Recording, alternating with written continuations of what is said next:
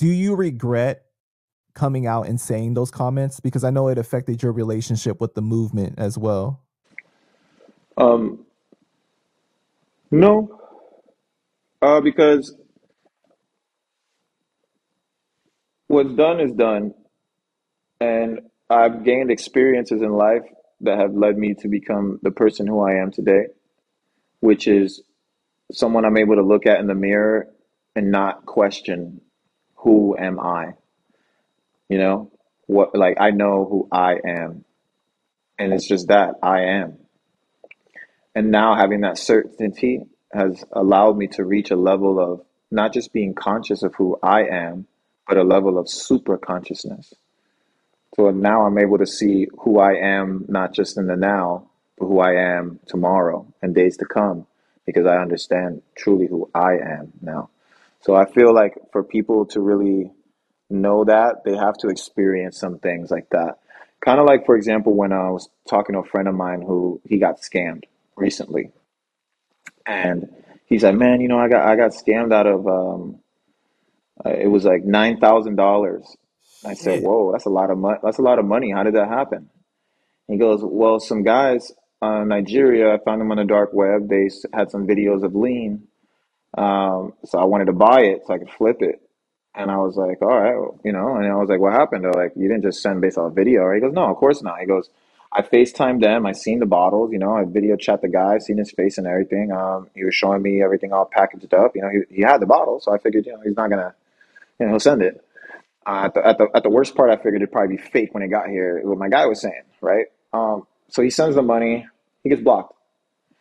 What their finesse is not that they're going to send them something fake. It's just that they're using the same bottles to FaceTime people and over again because they realize you're on the internet. I may never see you again. Right.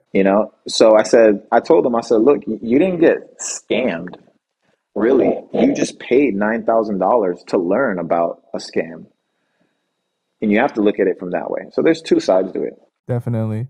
But he was like, damn, now that you say that, he goes, so what I should do is actually get a few bottles and then not even sell them. Just tell niggas I'm I say, bro, no, that's not I'm not giving you financial advice. Oh, I feel like a YouTuber now. Like this is not financial advice. Like I was like, but you get what I'm saying, dude. You didn't pay 9K and got scammed. You paid 9K to learn that that's never gonna happen again, is where I'm getting at. Yeah. It cost you $9,000 to learn. You don't want to do that. So I don't regret doing that because it cost that interview for me to know that that's not something I want to do today and following up tomorrow. And especially getting older, you kind of need to, have a little more integrity for yourself. So definitely don't want to do that today or tomorrow. Like, that would be really sad to be 35 doing some shit like that. Like, there's things that I did at 29, 28 that I'm like, bro, I wouldn't even fucking think twice about doing that now. And I had moments during COVID, please believe, oh God, please believe I could have secured another 10 M's, bro. Even during that moment where niggas was like signing deals for toilet paper, I would have, bro, what? There was too many moments of where people who were this on top person suddenly was just a regular. You could tell they were struggling. I could have like took those moments to troll them and create a beef. I could have demolished a lot, bro. I could have really did a lot to do niggas in, but I was like, that's not who you are no more, bro. You know the energy that exerts, and you know the people that attracts. If you throw a pile of shit in the middle of the field, ain't nothing but flies coming, bro. You don't want no parts of that situation, period. So we was not about to do that. Does it bother you though that you're known simply just as the clone rapper? That's it. Like that's like the main thing that people bring up all the time. Like they don't give you an opportunity. No, I don't think so. I feel like it's such a vast population on this planet. Like I said, there's a lot that don't know me. So it's kind of like bacteria spreading. You have those people who are like, that bad bacteria that is there. But there's a lot more good bacteria that is out there for a number of other reasons. People love me for who I am as a person outside of just this business entity I created. Because at the end of the day, Kid Buu is just a business entity amongst many other business entities that I have.